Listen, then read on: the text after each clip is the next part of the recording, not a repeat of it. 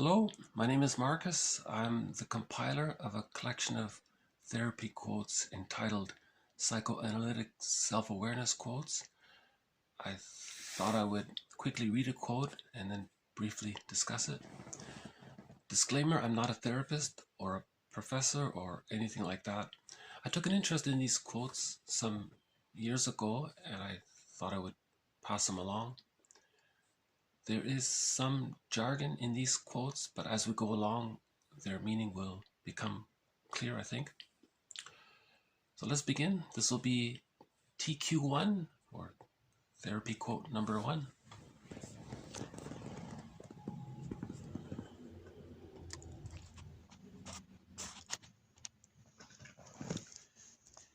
He, or the client endeavors to eliminate the friction between his pathologically exaggerated ego ideal and the other devalued, inferior, guilt-laden part of his ego in a manner which is characteristic for him. He behaves as if his ego ideal were identical with himself, and he expects everyone else to acknowledge this status.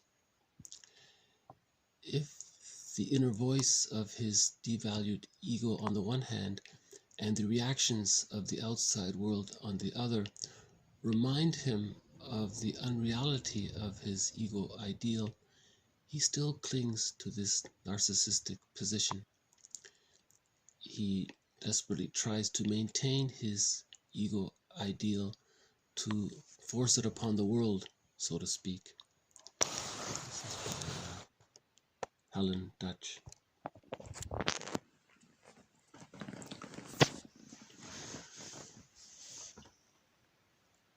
Okay, so this quote talks about the gap between the true self and the false self, basically.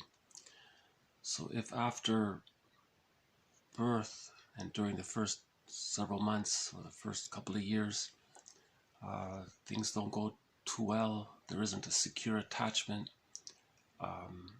Masterson says that there could be some, quote, maternal libidinal unavailability. It means the mother's love isn't available, or for a variety of reasons, the child's true self goes into exile, or it goes into the unconscious.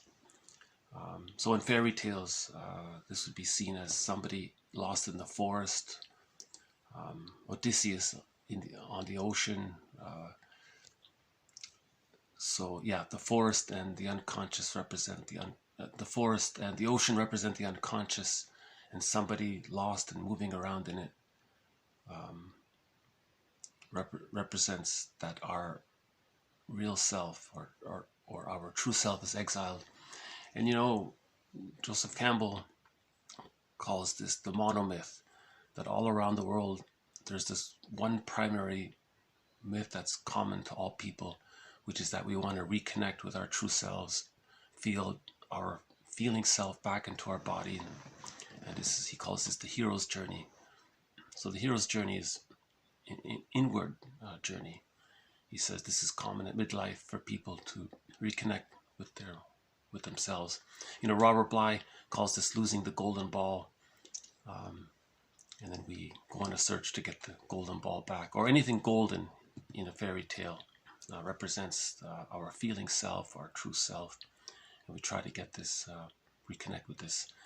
In the Odyssey, at the end, he gets back home.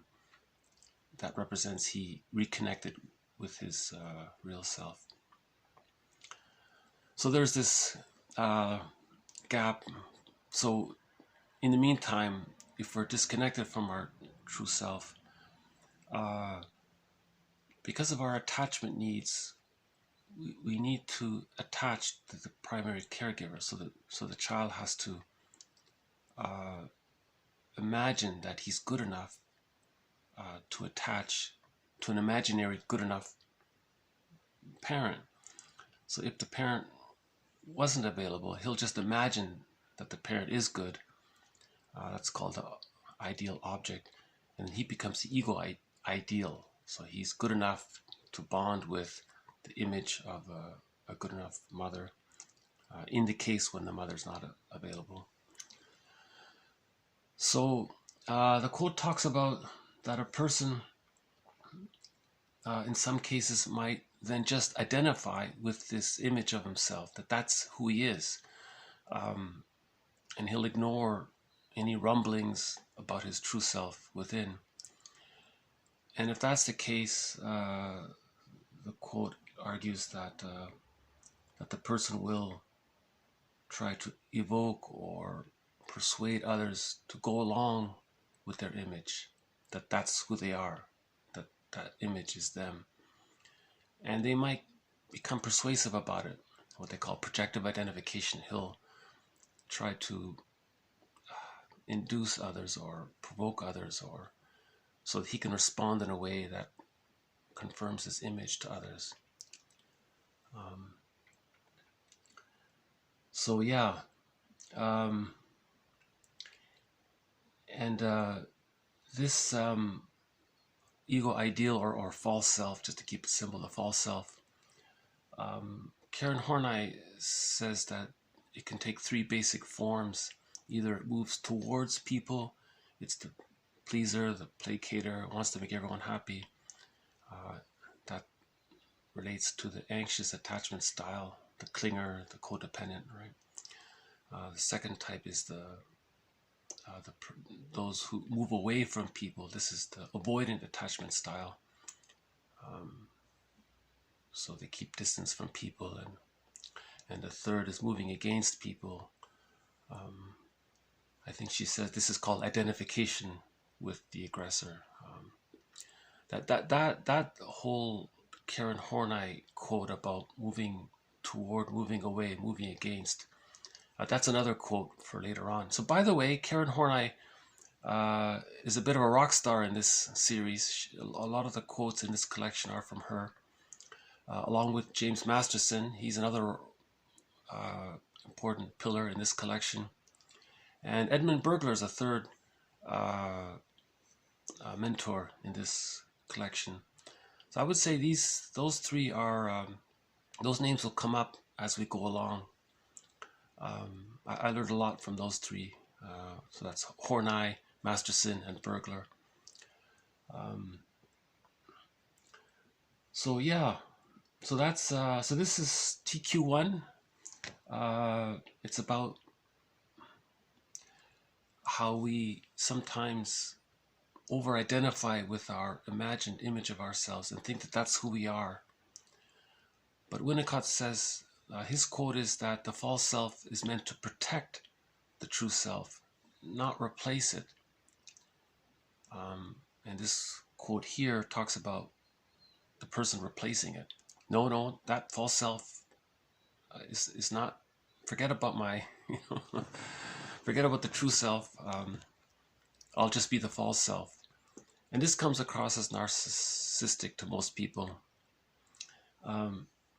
It's not really meant to say that this person's bad or wrong. It's just that he's protecting himself. He's coping with a tough situation. Now, the things he does to other people, others may have labels for him, for his behavior. And again, he'll ignore that and push through with his image. What else? So I think that's maybe a good start for the first quote, for this collection of quotes.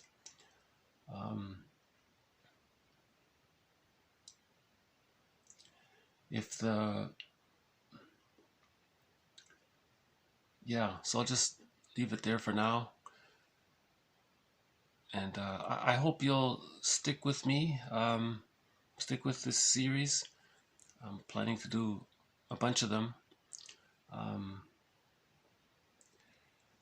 So this quote is below in the description, and I hope people take an interest in this point of view.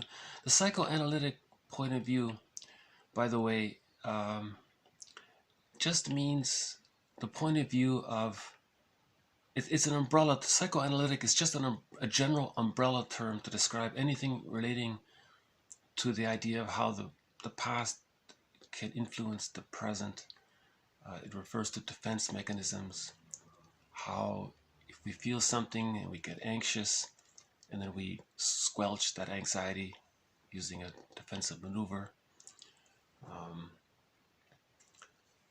Repetition compulsion,